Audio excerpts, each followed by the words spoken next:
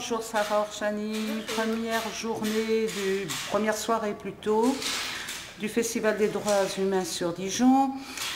On a assisté à la représentation concernant Moumia, Abou Jamal. Ce n'était pas le même film qu'on avait vu au mois de juin. Celui-ci était plutôt... il avait presque un côté documentaire avec des flashs. Moi, il m'a beaucoup plu. J'aimerais savoir d'abord comment tu l'as trouvé, comment tu as pu être amené à le diffuser à l'occasion de cette semaine, surtout en ouverture. C'est parce que là, on connaît très très bien, notamment Claude Guillaumeau Pujol, qui est une... c'est le pilier du collectif. C'est vraiment... voilà, c'est quelqu'un qui... C'est la dame qui était venue lors de la conférence qui avait eu lieu en juin. Ouais. Ouais, donc elle était venue, et donc c'est elle qui m'en a parlé du film, et voilà. Oui. Elle m'avait invité à Paris pour le voir, oui. Et j'ai pu à ce moment-là rencontrer toutes les personnes du film, c'est-à-dire le producteur, les réalisateurs, oui. Et l'avocat en fait. Bien, je ne vais pas revenir sur le débat de la peine de mort, c'était plutôt ce film avec les réactions qui ont pu avoir lieu ensuite. Par contre, je voudrais rebondir sur le discours que tu as tenu en fin de soirée par rapport au fait que tu as été en lien avec l'avocat de Moumia. Oui, aujourd'hui à 14h, on a reçu une information de l'avocat un peu, on va dire, les harceler un peu, en nous disant faites gaffe, faites attention. Oui. Certainement, Moumia, c'est un des moments actuellement où il est le plus en danger de mort en fait. Aujourd'hui, il est vraiment sur le fil quoi. Oui. Parce que ils attendent plusieurs jugements. Donc, comme j'expliquais tout à l'heure, en fait, d'abord, il faut que j'explique que les États-Unis, la justice, ça se fait par jurisprudence. C'est la jurisprudence qui fait la loi, en fait. Force de loi. Force de loi. Qu'est-ce qui se passe, c'est que, pour Moumia, en fait, ils demandent est-ce que Moumia puisse réavoir un vrai procès, parce que Moumia a été condamné à mort par un procès qui visiblement a été raciste, et il n'a pas eu droit à un procès équitable. Et donc, ce que demande l'avocat, c'est d'avoir un vrai procès, voilà, un vrai procès équitable avec le... Voilà. Et donc là, actuellement, ils ont fait un recours à la Cour suprême pour qu'ils puissent avoir une révision de procès. Et ce qui se passe, c'est qu'actuellement, à l'Ohio, dans une autre histoire, il y a la même chose, en fait.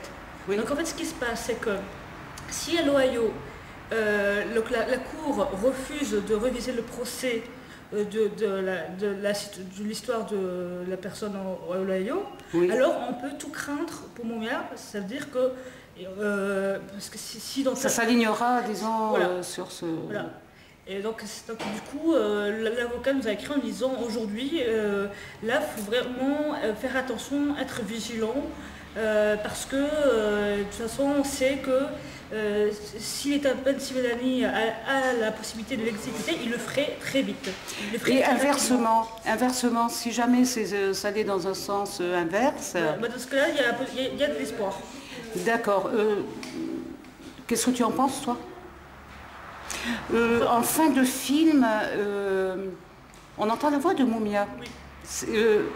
Comment c'est venu, ça? Ça s'est fait à quelle occasion?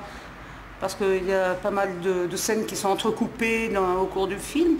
Et en fin de film, à un moment donné, on entend sa voix, on reste un petit peu interloqué parce qu'on se demande si c'est bien lui. Oui, oui. Et s'il n'y avait pas sur l'écran les indications qui sont données en même temps et les sous-titres. Ce qu'il faut à la fin, c'est quand il dit le mot le plus doux, c'est la liberté. Oui, je trouve que c'est très fort, forcément. Oui, oui, bien sûr. Et il l'avait appelé, etc. D'accord. Il avait dit mon âge, c'est l'équivalent de votre détention. Année de détention, voilà.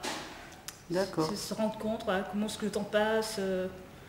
C'est vrai que ça fait quand même... Il me semble que c'était le plus impressionnant, finalement, pratiquement. Oui. Pourtant, il y a eu des flashs au cours du film, il y a eu beaucoup d'images chocs aussi, beaucoup de faits qui ont été relatés par rapport à certaines villes où il y a eu des drames. Mais là, franchement, à la fin, c'est un peu Hey, this is Mumia calling you from Death Row, of course. It's your birthday, December 9th, a date I never thought of as a day of celebration, of cake and happiness. To meet you, born on that day, 25 years ago, gives me a vivid sense of the time that's passed. To see you is to truly see that a lifetime has gone by. It's quite amazing, actually. In the meantime, I dream of freedom. The sweetest word I've ever heard. I dream of it every night.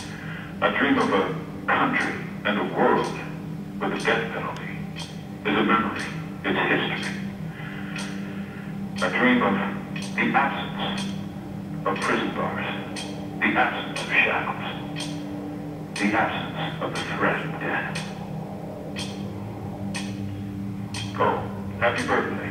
I hope to one day meet you in freedom.